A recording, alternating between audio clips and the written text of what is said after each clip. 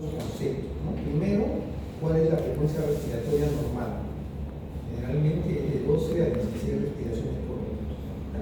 Y aquí vemos dos ejemplos de dos pacientes distintos, dos personas distintas, ¿no? Uno que tiene una frecuencia respiratoria de 30 respiraciones por minuto, eso se llama taquimia, y este que tiene es un paciente eupneico, ¿no es cierto? Tiene una respiración normal, 10 respiraciones por minuto, por decirlo así. Aquí, recordar el concepto del volumen ventilatorio. El volumen ventilatorio se refiere al volumen corriente, al volumen tidal. Habíamos dicho que era la cantidad de aire que entraba o salía de la vía respiratoria en una respiración tranquila. Si habíamos dicho que en promedio era de ¿cuánto? 500. 500 mil. Entonces, vemos acá cómo este volumen corriente, lógicamente, va a variar si la respiración es rápida y superficial que si la respiración es lenta y profunda, ¿no? Pero, obviamente, se imagina una respiración de 30 respiraciones por minuto, ¿no? Por eso tiene un volumen corriente disminuido. Este paciente, por otro lado, tiene una respiración lenta y profunda, ¿no? Aproximadamente 600 mililitros. Pero si vemos el volumen por minuto, es decir, la cantidad de aire que entra y sale en forma efectiva de la vía respiratoria en un minuto es el mismo. Si ustedes multiplican 30 por 200 mililitros, te sale 6 litros. Y si multiplicas 10 por 600, te sale también 6 litros. Sin embargo, lo que varía va a ser la ventilación alveolar. ¿Alguien recuerda qué era la ventilación alveolar? ¿Nadie? Era la cantidad de aire en la vía respiratoria que participaba efectivamente en el intercambio gaseoso. ¿Sí? ¿Qué era el espacio muerto anatómico? Era sinónimo de zona de conducción. ¿Qué es la ventilación alveolar? Sinónimo de zona respiratoria. Y habíamos dicho que esta ventilación alveolar se podía calcular. Era el volumen corriente, es decir, la cantidad de aire que entra y sale, menos el espacio muerto anatómico. En este caso están poniendo un valor teórico, están asumiendo que estas dos personas deben tener aproximadamente 70 kilos, porque el espacio muerto anatómico era igual al peso de la persona expresada en libras. Entonces, si ustedes restan el volumen corriente del espacio muerto anatómico, me sale una ventilación alveolar de 50, que si multiplican por 30, tenemos una ventilación alveolar por minuto de 1500 mililitros, es decir, de esta persona taquineica, de los 6 litros que entran y salen de la vía respiratoria, solamente el 25% participa en el intercambio gaseoso. Y por el contrario, esta persona que tiene una respiración lenta y profunda, cuyo volumen corriente es de 600 mililitros, con un espacio muerto anatómico de 150, 600 menos 150, 450, por 10 me sale 4500 mililitros, es decir, el 75% del volumen minuto participa efectivamente en el intercambio gaseoso. Ustedes van a ver por eso muchas veces los pacientes enfermos que están con taquimia no logran, ¿no es cierto?, satisfacer sus demandas metabólicas del sistema, ¿no? Y por eso muchas veces necesitan su soporte ventilatorio. Aquí vamos a hablar un ratito sobre el intercambio de gases y vamos a hablar sobre las presiones parciales. Y acá sí, ustedes han llevado fisicoquímica, me imagino que deben recordar la ley de los gases, ¿no? La constante de Avogadro, ¿sí? ¿Recuerdan? La ley de Boyle, ¿no? ¿Algo? Vean, ¿algo recuerdan de las presiones parciales de gases? A ver, vamos a ver. Hay una fórmula que lo resumía todo, ¿de acuerdo? Que la presión de un gas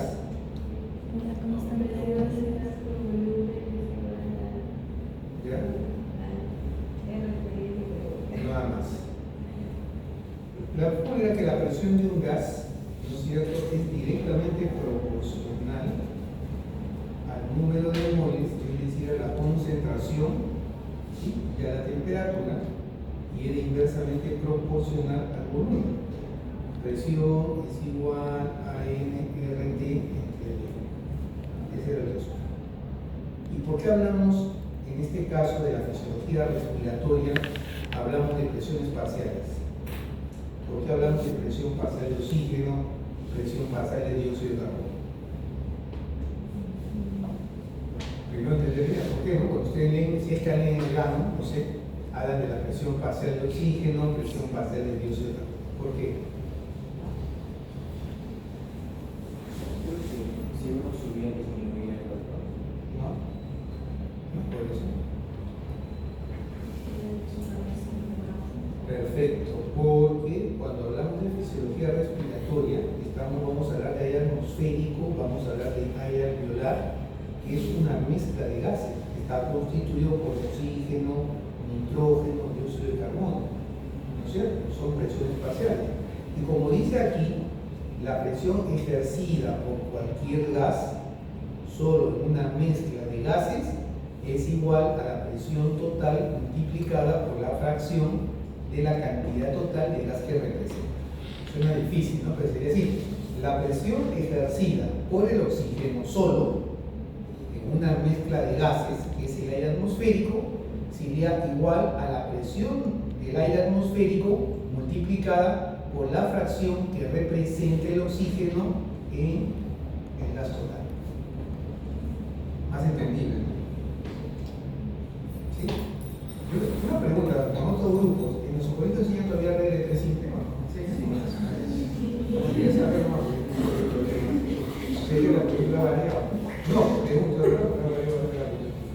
Entonces, si yo tengo que la presión atmosférica, el gas, la presión del aire atmosférico a nivel del mar es de 760 milímetros de mercurio, y yo sé que dentro del aire atmosférico el 21% es oxígeno, ¿cuál sería la presión parcial del oxígeno dentro de esta presión total del gas atmosférico?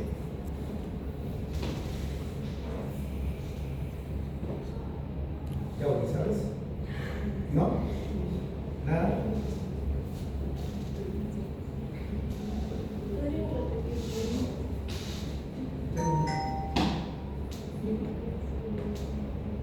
Ahora, tú tienes dos maneras, ¿no es cierto?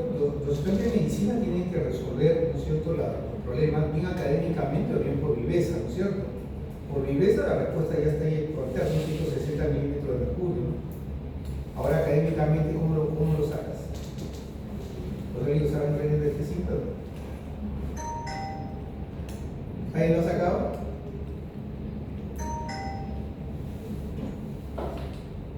Ese es el tema, también es el tema de la tecnología, ¿no? Antes, interno que no tenía reloj o calculadora estaba perdido, porque tú lo debes calcular tú. Ahora ustedes son aplicativos. Bueno, yo también uso un aplicativo, es más fácil, ¿no?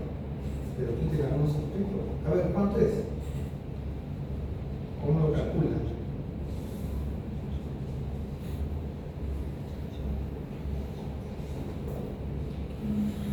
¿Nada? ¿No sería 760 milímetros de mercurio, que ese total es el 100%, 21% que lo que representa sería? ¿No sería así? ¿No es el total de la representación? No. Oye, ¿he podido hacer la de 300? No. El doctor quiere saber por qué. Explícale, doctor. El doctor lo ha hecho bien. Sí, estamos diciendo que 760 es igual a 100%. Que se explique, ya lo he hecho bien. A ver. Claro, ya. Yo hice 100.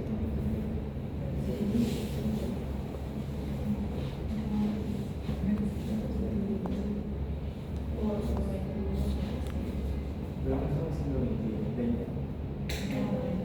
Igual si haga 20 no te va a salir unos puntos tanto. O sea, independientemente necesariamente va a ser con un margen así, pero no de 1.59 a una sanción. O sea, por 21 sale 150. Oye, después examen, si te pones solo jalo también, en el examen es sencillo, ¿no? Calcula el sistema de la presión tanto, el 21% es oxígeno, cuál es la presión parcial del gas de esa mezcla, muertos. Se pasen, ¿ah? 2.1. ¿Y cuánto sería en todo caso la del dióxido de carbono?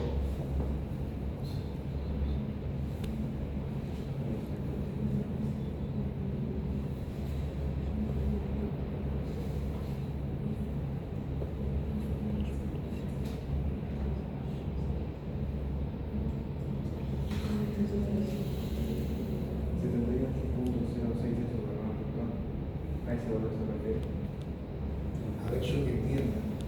Mira, nada más, calcúlenme en el aire atmosférico cuál sería la presión parcial del dióxido de carbono.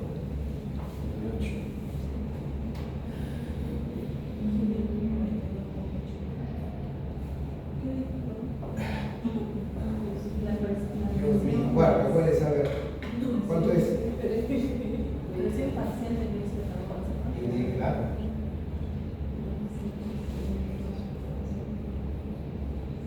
Carbono es 0.04. 0,05% el dióxido de carbono. No sería 760, es el 100%, entonces ¿cuánto es 0,05%? 38. Ah, 38. me perdí una pregunta en el examen. Si hubiera preguntado así en el examen de grafo de broma, no la respondía, ¿no?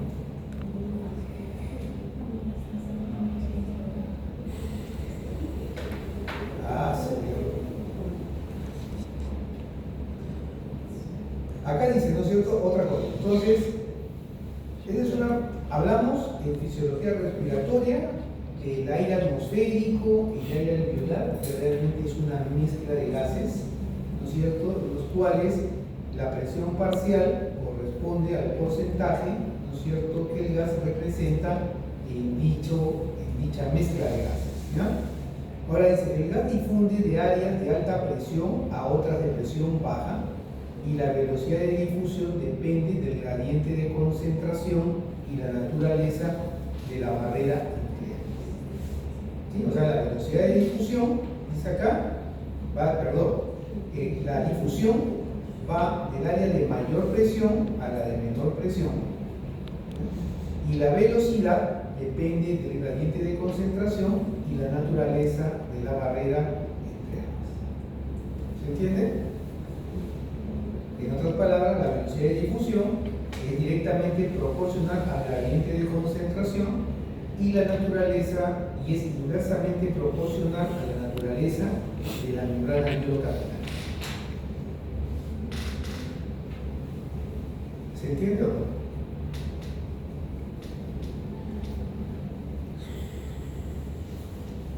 Ustedes yo con la otra rabina. Ya. Primero, ¿por qué creen ustedes que una enfermedad como el COVID, por qué el paciente con COVID necesitaba oxígeno suplementario? ¿Está llevando un problema aquí ustedes? ¿Ha llevado COVID? ¿Virus? Sí. ¿Por qué? ¿Qué han aprendido? Ustedes saben un montón de microbiología. El oxígeno de ahí va a ser oxígeno más concentrado y ese oxígeno más concentrado va a incrementar la velocidad del intercambio de gas. ¿Y por qué no necesitas en el COVID? ¿Por qué necesitas oxigenoterapia en el COVID? La doctora tiene una buena respuesta, ¿verdad? O sea, esa es la base de la oxigenoterapia, basándose acá. O sea, cuando ustedes dan oxigenoterapia, se llama oxigenoterapia, pero lo que están dando es un aire o un gas medicinal que tiene concentraciones de oxígeno mucho mayores que las concentraciones de oxígeno que hay en el aire atmosférico. Entonces, como dice acá, el gas se va a difundir siguiendo su gradiente de concentración. De donde está más concentrado, que va a ser el alveolo, que está recibiendo de acá, hacia los capilares pulmonares, donde hay menor concentración. Pero no solo eso, la alta concentración le va a permitir que este oxígeno se difunda más rápido, ¿no es cierto? Porque dice acá que la velocidad depende también del gradiente de concentración. A mayor concentración de oxígeno en un gas medicinal, mayor va a ser la velocidad de difusión del alveolo al capilar. Pero ¿por qué necesita oxigenoterapia entonces el paciente con COVID? ¿Por qué, doctor?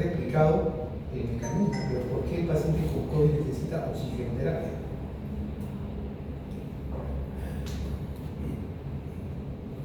¿Han llevado un COVID no han hecho una microbiología? No creo. Ya, a ver, cuéntenme algo para que actualicen la patología, todo eso. A ver.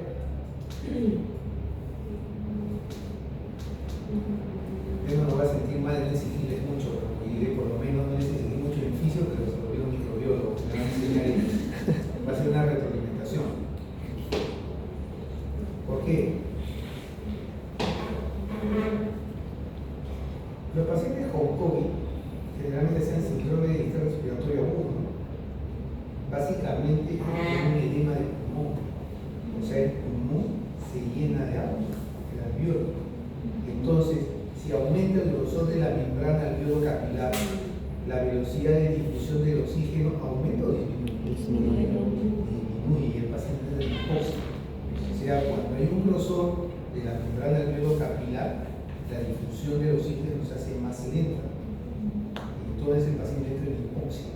La cantidad de oxígeno que recibe por unidad de tiempo no es suficiente para satisfacer las demandas metabólicas. Y entonces ustedes le dan apoyo, ¿no? Le dan oxígeno, le dan, mejor dicho, una mezcla de gases con una alta concentración de oxígeno, de modo que el oxígeno, la velocidad de difusión aumente y ustedes puedan satisfacer las demandas. Que no siempre es así, porque a veces no se puede lograr. Bien, hasta ahí vamos, ¿todo claro? ¿Esas leyes se acordarán? Sí, ¿no? Pero voy a contar así en el examen. Luego vamos a hablar, siguiendo con el intercambio gaseoso, sobre la composición del aire alveolar. Y ustedes ven que la composición del aire que está en el alveolo es distinta a la composición del aire inspirado y a la composición del aire expirado. Y en otras palabras, yo les puedo decir que la composición del aire alveolar se mantiene constante en diferentes circunstancias. Es constante, esta concentración se mantiene constante. Porque, como ustedes ven, ¿qué era la capacidad funcional residual? ¿Qué era la capacidad residual funcional? El aire que queda tras una expiración, pero por un volumen de corriente normal. Ya. Es el equilibrio. O sea que luego de una expiración normal tranquila, es la cantidad de aire que queda en un pulmón, porque los pulmones no se quedan vacíos. Le habíamos dicho que era entre 2.000 a 2.500 mililitros. ¿Sí? Y la ventilación alveolar, ¿a qué igual? Doctor, ¿a qué igual la ventilación alveolar?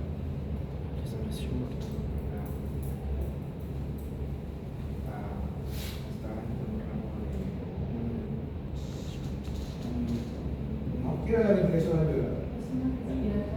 Ya, equivale a qué cosa, la zona respiratoria, pero aquí, ¿qué pasa?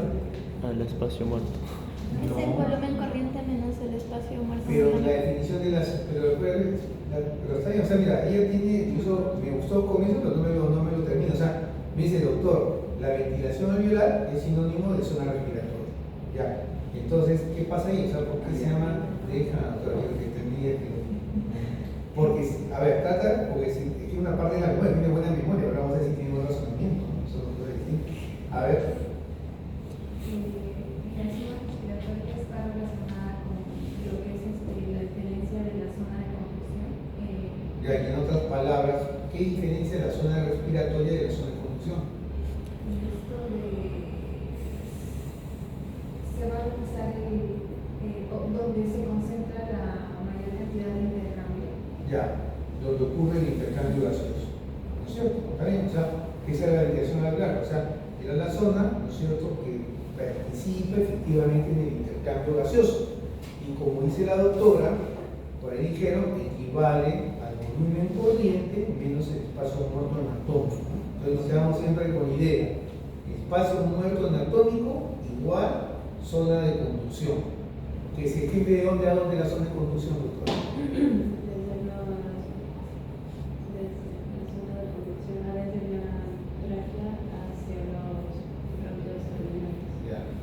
la zona y la ventilación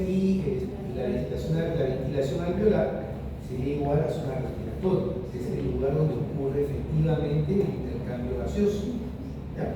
Y ustedes habían calculado más o menos, era de 350 mililitros. Tomaba un valor teórico de 500 mililitros, la persona pesaba 70, el espacio muerto anatómico que sale como 150, 500 por 150 son 350 mililitros. ¿Qué porcentaje de la capacidad funcional residual son 350 mililitros?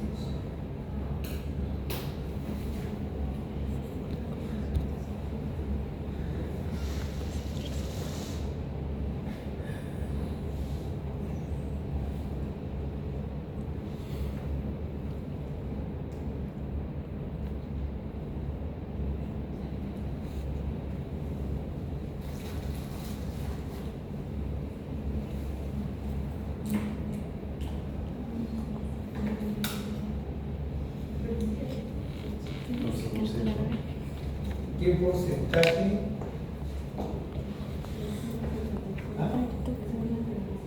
No, ¿qué porcentaje? Si tengo 200 mililitros, que es el 100%, 350 mililitros, ¿qué porcentaje es? Es 17.5. ¿Ah? Más o menos. 15% por esta. Y si es 2400,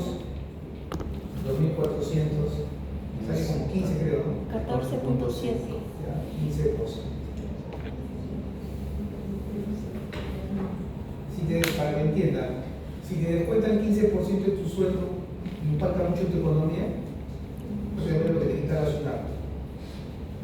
De tu sueldo, te quitan, restan 15% en impuestos, impacta mucho en tu economía. O sea, si ganas 100 soles mensuales, te descuentan 10 soles, por ejemplo. Pongamos 15 soles. No creo. Creo que el impacto es cuando a partir del 30% no lo sienten. ¿Ah?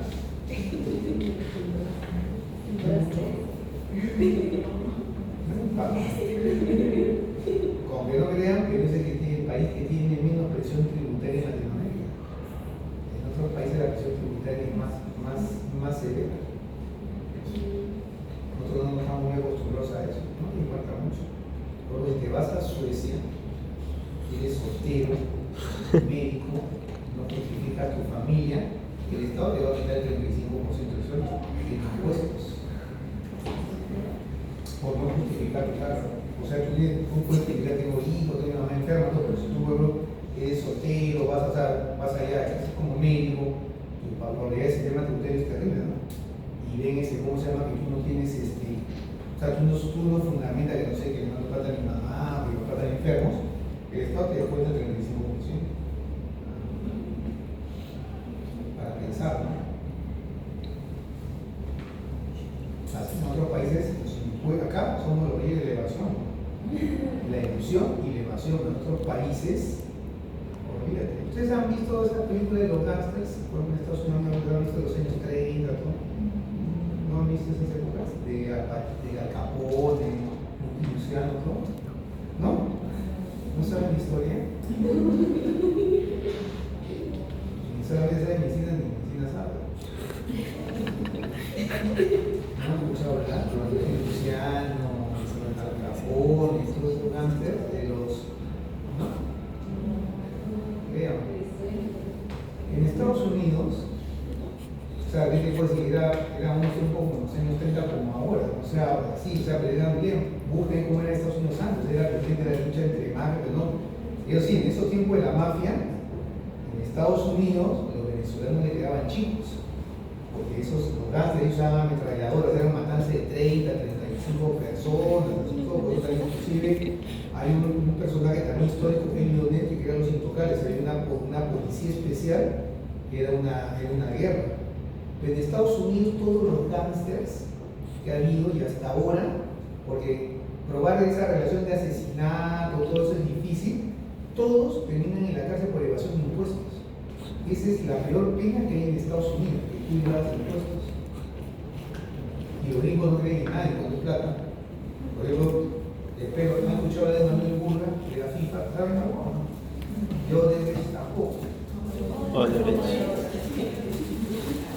Entonces, ¿ya qué pasó? ¿Cuál fue la caída de Odebrecht? ¿Por qué cayó Odebrecht?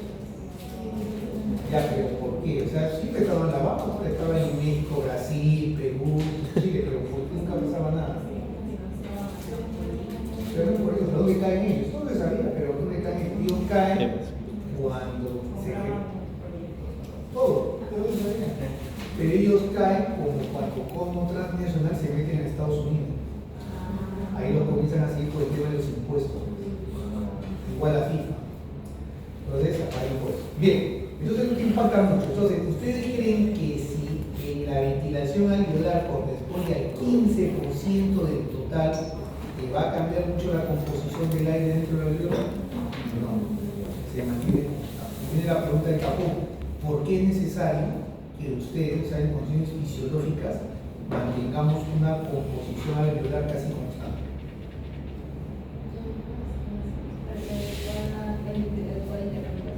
¿Perdón? Para el adecuado intercambio. Ya, ¿por qué ocurre cuando es constante? ¿Por qué ocurre un adecuado intercambio gaseoso?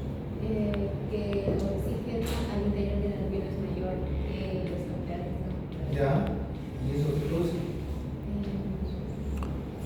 Se sigue la difusión de ¿Ah? no, la difusión se sigue perfecto. Ya, ¿y qué más? Es el oxígeno. Y el dióxido de carbono, Para la perfusión. ¿para qué? La perfusión. Para la perfusión.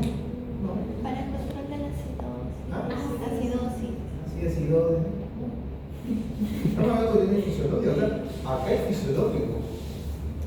Rodrigo tiene la idea, pero le falta. Tiene que ser constante, ¿por qué? Porque la concentración de oxígeno casi siempre tiene que ser mayor a la concentración de oxígeno en los capilares pulmonares, de modo que el oxígeno siempre se esté difundiendo al capilar pulmonar.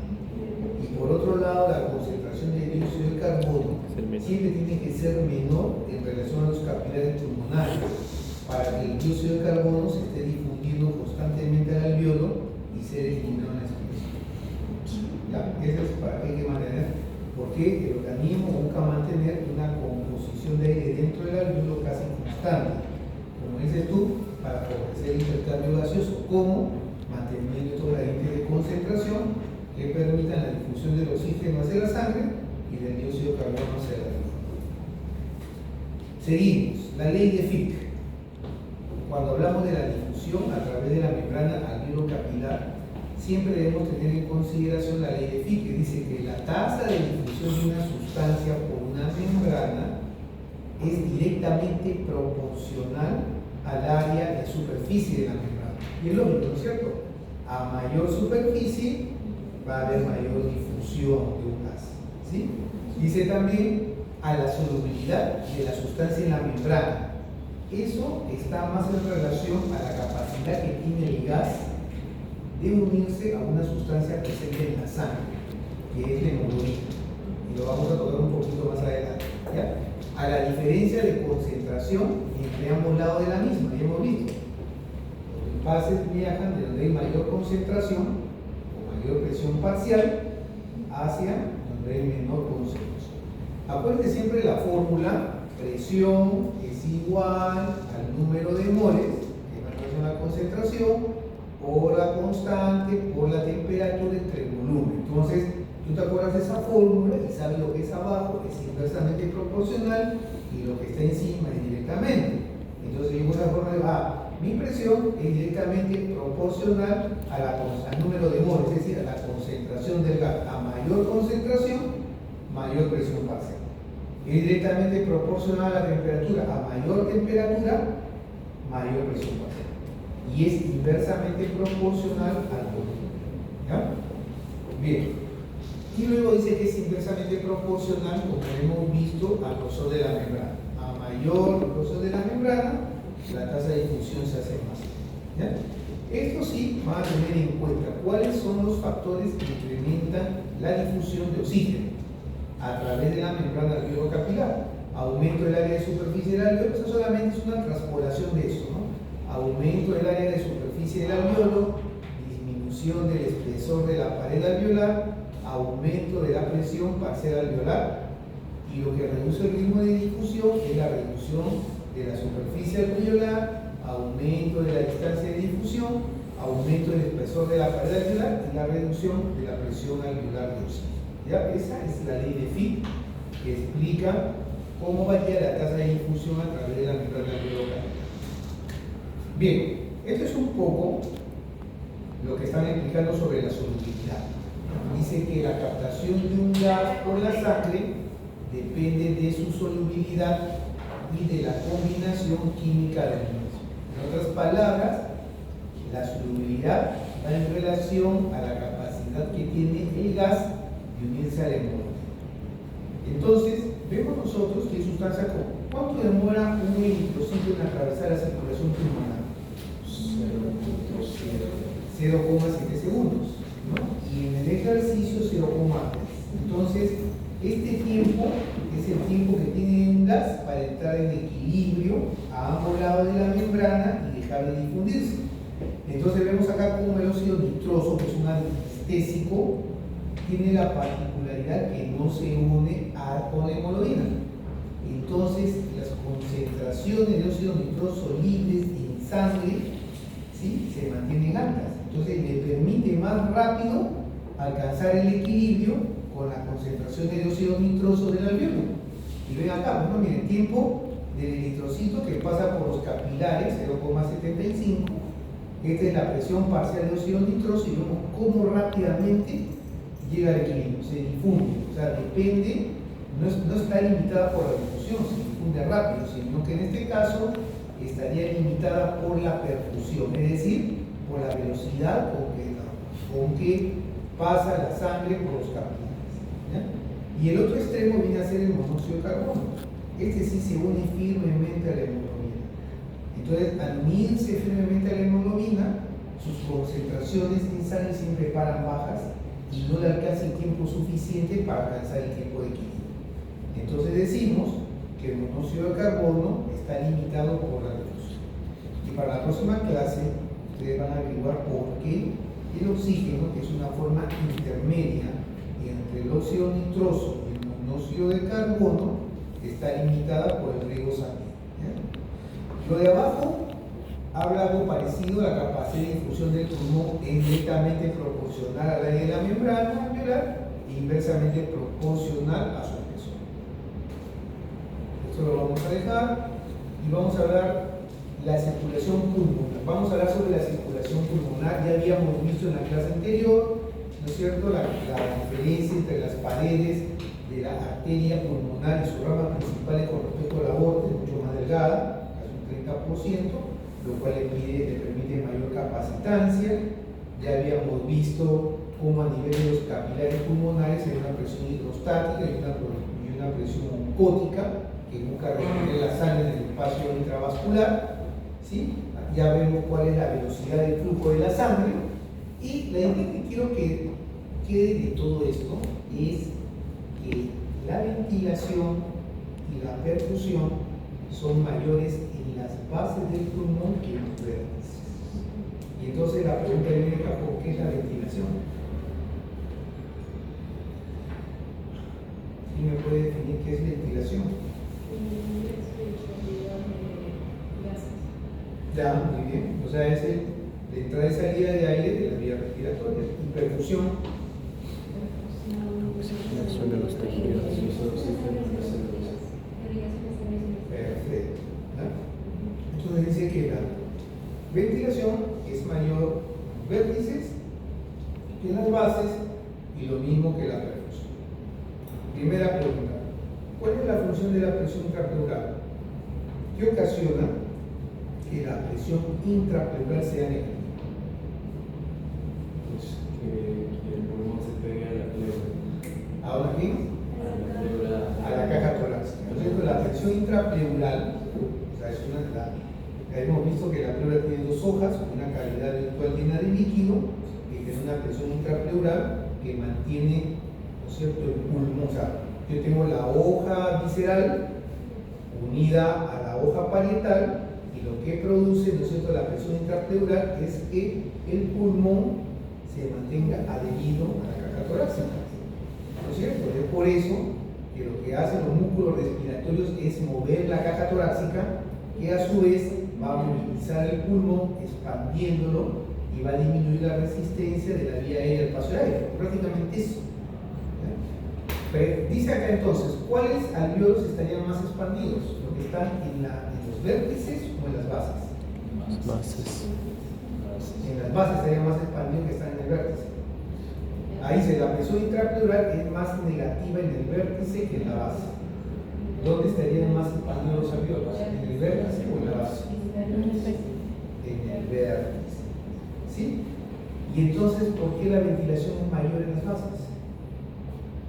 Una mayor superficie.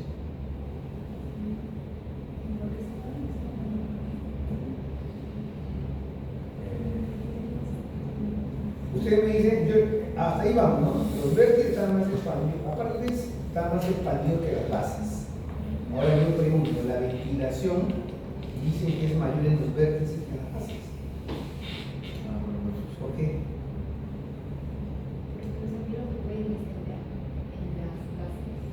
Perfecto. Claro. Los vértices ya están distinguidos, ¿no es cierto? Y ventilación es el paso de aire.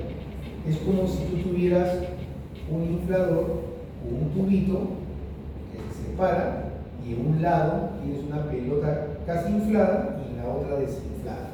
Si tú comienzas a soplar el aire, ¿hacia dónde va a ir más? ¿Hacia la inflada o hacia la desinflada? Por eso dice que hay mayor ventilación en las bases. ¿Por qué? Porque los alvéolos de la base están menos expandidos y cuando le entra el aire se va a dirigir principalmente a esos alvéolos que falta expander. Entonces, ustedes son microbiólogos, ahora que recuerdo. ¿Por qué el bacilo de Koch? ¿Quién me puede hablar del bacilo de Koch? ¿Cuál es el metabolismo del bacilo de Koch? ¿Cómo es su metabolismo? Es un microorganismo mixto, aerobio, anaerobio. Para no sentirme mal, puede no exigirle mucho porque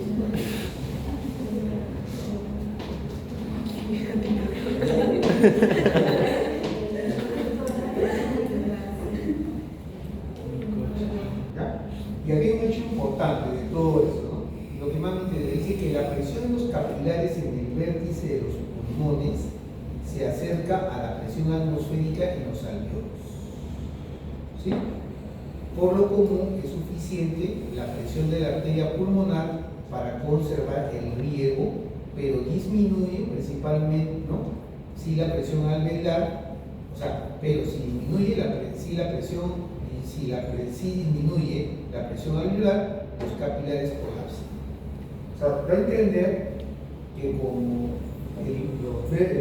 los capilares pulmonares se encuentran por encima del pulmón, ¿no es cierto? Hay una mayor acción de la gravedad, pero basta, ¿no es cierto?, la presión que ejerce la arteria pulmonar para que la sangre llegue a los vértices.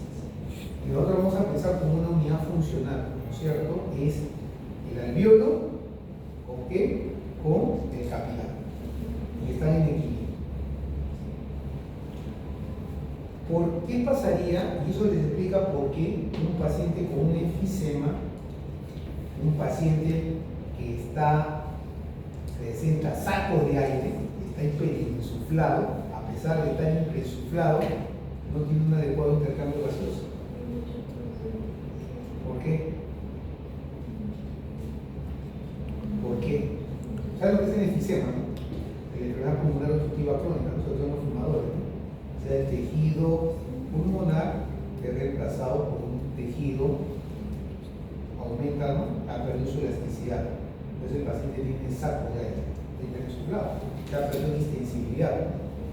Y sin embargo, a pesar de que está lleno de oxígeno, no tiene un buen intercambio gaseoso. ¿Por qué? No sé si es un principio por el cual se explica eso, porque en las bases hay una mayor ventilación porque hay una mayor extensibilidad, mientras si es que hay una menor extensibilidad va a haber una mayor cantidad de gases al interior, pero eso no implica que haya un adecuado intercambio gaseoso. Lo que pasa es que este compromiso mayormente ocurre en los vértices. ¿En qué sentido? ¿Qué pasa si uno es un paciente hiperinsuflado en la cual la presión presión dentro del alveolo ya está por encima de lo normal. ¿Qué pasaría? Reduce la velocidad de perfusión. Altera la perfusión, porque a este nivel, ya si la presión dentro del alveolo supera la capilar pulmonar, lo colapsa y la sangre no llega. Y si no llega, no hay ningún intercambio. Porque ya lo hemos dicho la vez pasada, o sea, desde el punto de vista de fisiopatología, cuando van a ver, ustedes deben recordar que las enfermedades respiratorias se van a producir básicamente por 5 mecanismos fisiopatológicos. ¿Ya? Uno es una alteración de la ventilación, que ya mencionó la doctora qué es la ventilación. El ejemplo clásico es la asma bronquial. Hay una broncoconstricción, se cierra hay una broncoconstricción y el alveolo deja de recibir aire, no está bien ventilado, entonces se altera el intercambio gaseoso. El paciente puede tener una buena ventilación, pero ¿qué pasa si tiene una neumonía? Se produce un exudado inflamatorio, es decir, el alveolo se llena de agua, la membrana alveolo capilar está engrosada y no hay un buen intercambio. ¿Sí? Ahora, el paciente puede tener una buena ventilación, puede tener una membrana alveolo capilar adecuada, pero ¿qué pasaría si es el típico paciente del hospital? O sea, cuando vengan al hospital van a ver que tienen pacientes que están postrados, o sea, tienen poca movilidad, ¿no? Tienen alguna enfermedad como viene a ser, por ejemplo, puede haber sido un fracturado, puede ser un paciente que ha recibido reemplazo de cadera, puede ser un diabético, puede ser un paciente oncológico. Usted no va a sus pacientes le van a hacer fisioterapia. Van a al fisioterapeuta que haga masajes, le ponga vendas compresivas en las piernas, que practique la elevación de los miembros. ¿Por qué? ¿Ah? Ya, ¿para qué tienen que favorecer el retorno venoso? ¿Por qué tienen que evitar el éxtasis circulatorio? Para evitar la trombosis venosa profunda, que en cualquier momento se disparan trombos que lo que van a hacer es ocluir de los capilares pulmonares. Entonces, estos pacientes que hacen tromboembolismo pulmonar tienen buena ventilación, tienen buena membrana alveolo-capilar, pero tienen mala perfusión. Ahora, puedes tener un paciente con buena ventilación, buena membrana alveolo-capilar, buena perfusión, pero puede tener una anemia severa. Entonces su capacidad de transporte de oxígeno está afectada y igual no te llega a suplir los requerimientos de oxígeno del organismo. Y ya en el último caso sería buena ventilación, buena membrana alveolo-capilar, buena perfusión, no está anémico, su capacidad de transporte está conservada, pero que el paciente tenga en la sangre una sustancia que compita con el oxígeno. Supongamos el doctor tiene su decepción amorosa, ¿no es cierto? No quiere saber nada, se va a su casa, se mete al carro, ¿no? Mete la canilla y prende y entra el monóxido de carbono. Y el monóxido de carbono compite con el oxígeno por acidosis. Sería otra causa. Y eso es importante desde el punto de vista fisiopatológico, conocer cuáles son las causas, porque el tratamiento va a variar. Pues supongamos, si aparece el doctor Raimundo y lo ve que se está ahogando y lo saca el doctor ahí, el doctor se beneficiaría, el punto clave de su tratamiento sería darle oxígeno en alta concentración. ¿Tú crees que lograrías algo? Como soporte, ¿no? Pero ¿tú crees que sería fundamental? No, ¿no es cierto? Que deberían, seguro van a tener que si darle oxigenoterapia, pero también su azul de metileno para proteger los mitocondrial en estos casos. O supongamos que el doctor decide cortarse las venas, hemoglobina menos de 7, sin algo liberaría el oxígeno. ¿Cuál sería para él fundamental?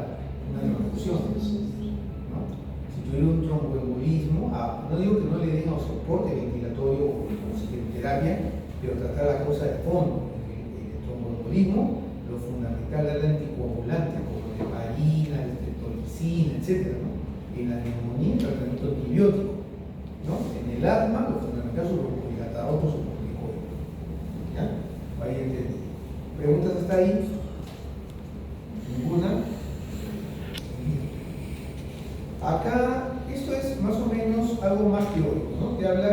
una razón ventilación-perfusión, que teóricamente es de 0,8, porque parte de valores ideales, ¿no? La ventilación, es decir, la cantidad de aire que pasa por la vía respiratoria en un minuto, es aproximadamente 4.2 litros de aire, y la perfusión, es decir, la cantidad de sangre que pasa por el sistema pulmonar en un minuto, es 5.5 litros. Entonces, si tú divides la ventilación entre la perfusión, te da aproximadamente 4,2, ¿no? Y esta razón va a variar, ¿no es cierto?, en situaciones patológicas. Tú tienes, por ejemplo, un problema de asma bronquial, la ventilación disminuye, pero la perfusión se mantiene. Entonces, esta relación varía, ¿no? Y cuando hay una alteración que se mantenga la ventilación, la perfusión disminuye, también varía. Eso sí lo que me parece interesante, ¿ya? Mira acá cuál es la respuesta. Esta es una unidad funcional. Alveolo capilar pulmonar. Esa es la unidad funcional. Entonces vamos a ver cuáles son los mecanismos por los cuales se trata de ajustar, ¿no es cierto?, esta relación ventilación-perfusión. Esto es lo normal, un alveolo bien ventilado y bien profundido por su capilar. Y aquí en este eje te expresan, ¿no es cierto?, las presiones de dióxido de carbono dentro del alveolo y las presiones de oxígeno dentro del alveolo, ¿no? Se mantiene aquí. Miren lo que pasa cuando ocurre una alteración de la ventilación. Este es un típico asmático. Se cierra el alveolo, ¿no es cierto? Y en comparación con esta unidad normal, ustedes ven cómo comienza a descender la concentración de oxígeno, lógicamente. Acá el oxígeno se sigue difundiendo hasta cierto punto a los capilares, pero ya no llega más oxígeno. Entonces, los valores de oxígeno van disminuyendo hay una hipoxia, y por otro lado se va reteniendo dentro del alveolo el CO2 va en aumento, hipercambio. Hasta ahí vamos, ¿no es cierto? O sea, la respuesta ante la broncoconstricción va a ser la hipoxia y la hipercambio, ¿no? Y aquí vemos el otro lado. Por otro lado, es un alveolo mal perfundido, como en el tromboembolismo. Y esta relación también varía, ¿no? Vemos acá cómo, ¿sí?, va llegando el oxígeno, y como el oxígeno no se difunde hacia los capilares, va aumentando la concentración o la presión parcial de oxígeno dentro del alveolo.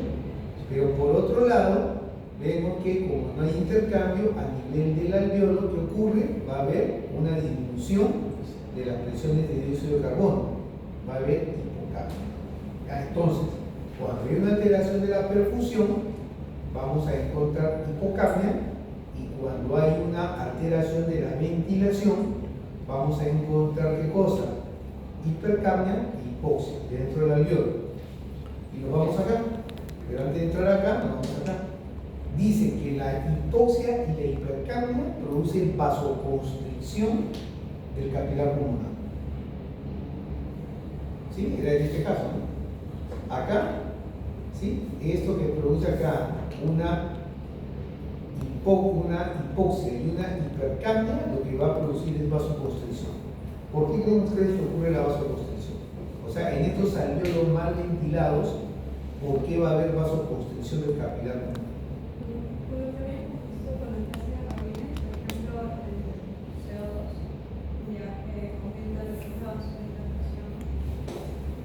Ya, no, te escucho, no te escucho.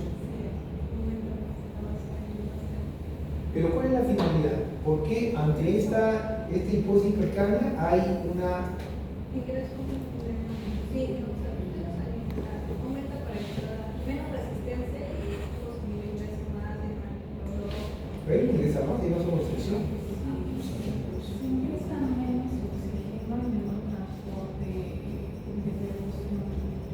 No, de perfusión ya está que se contraigan en el esfuerzo de tal vez mayor transporte. Por ahí, de forma más sencilla,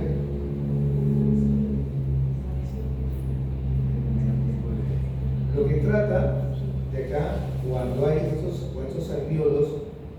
ventilados, esta vasoconstricción lo que pasa es no perder intercambio, desviar la sangre hacia los alvéolos que estén bien ventilados. ¿Cierto? Y como vemos acá en este caso, el siguiente de acá, y acá lo que va a ver es hipocapnia, ¿no? Y la hipocapnia que va a producir broncoconstricción.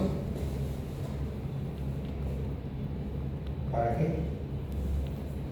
Para reducir la salida de CO2. ¿Para qué? ¿Por qué ocurre broncoconstricción? O sea, hemos visto la disminución de la perfusión del pulmón, del alvéolo, va a producir, ¿no es cierto?, hipocapnia. Lógico, ¿no? Que no va a haber tanto, que no va a llegar el CO2 para ser eliminado. Y entonces dice que se produce una broncoconstricción de ese alvéolo.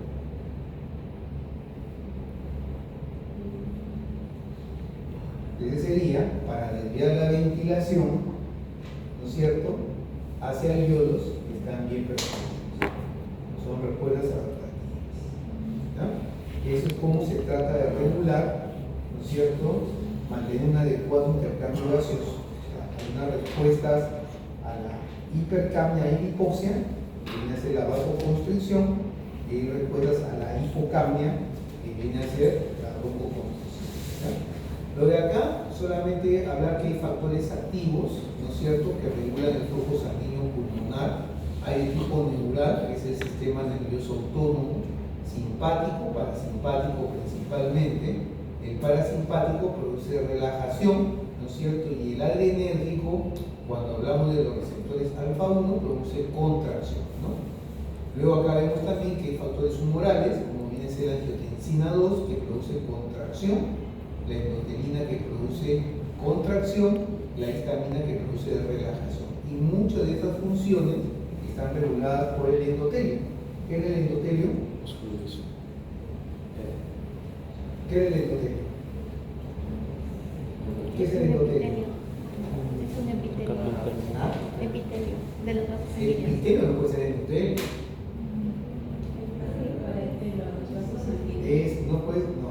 No puedes hablar de el endotelio, no puede ser epitelio. El epitelio cubre las superficies externas del cuerpo. O sea, tú tienes epitelio en la piel, tienes epitelio en la vía respiratoria, tienes epitelio en el aparato digestivo, porque la vía respiratoria y el aparato digestivo son una continuidad del medio externo. El endotelio viene a ser lo que puede ser la capa que recubre a los vasos sanguíneos, ¿no es cierto? Y cumple una función importante, protectora. ¿Cuál es la principal función del endotelio? Producir sustancias como el óxido nítrico que producen vasodilatación. La vasodilatación tiene un efecto protector sobre el endotelio. Y en otras palabras, tú vas a vivir tanto tiempo como viva tu endotelio. ¿Sí? Claro. Si tú no controlas esos factores que agreden al endotelio, sobrepeso, obesidad, hipertensión, diabetes, colesterol elevado, triglicéridos elevados, ¿sí?, tu endotelio se daña y vas a vivir menos. Porque la verdad vas a vivir tanto tiempo como su endotelio. Entonces, prácticamente, si llevamos una vida sana, van a tener que decir, o mueren de un evento cardiovascular, como es un infarto del corazón, o un infarto cerebral, o morimos de cáncer. Es nuestro destino. Es tu elección. ¿No es cierto? Gozas bien la vida, tomas todo lo que quieras, no te cuidas, igual que haces una buena vida, y mueres más joven, pero eso sí, bien gozado, rapidito. No, pero en serio, mueres rapidito. O sea, bien gozado, infarto, no sufres mucho, pero mueres joven. Y lo otro es, si te cuidas para un evento cardiovascular, da más tiempo, pero no te casa. O sea, esa va a ser eso que van a tener que tomar. Buena elección. Prácticamente dice que la que define la Es muy importante. O sea, hay dos formas que también, ¿no? Qué bueno. Por eso. Ahora, habla de factores también pasivos, como es el gasto. Las fuerzas gravitacionales ya hemos visto cómo regulan el flujo sanguíneo, básicamente por la acción de la gravedad, ¿no? Y también el gasto cardíaco. O sea, durante el ejercicio, sobre todo, aumenta la presión en la arteria pulmonar y se produce vasodilatación de los capilares pulmonares, ya que no está mediado por acción del sistema nervioso simpático ni por estos factores humorales. Entonces, de esa manera se garantiza un mayor flujo de sangre hacia los capilares pulmonares, ¿no es cierto? Y una mayor perfusión que permite un mejor equilibrio. ¿Preguntas hasta ahí? Ninguna. Bien.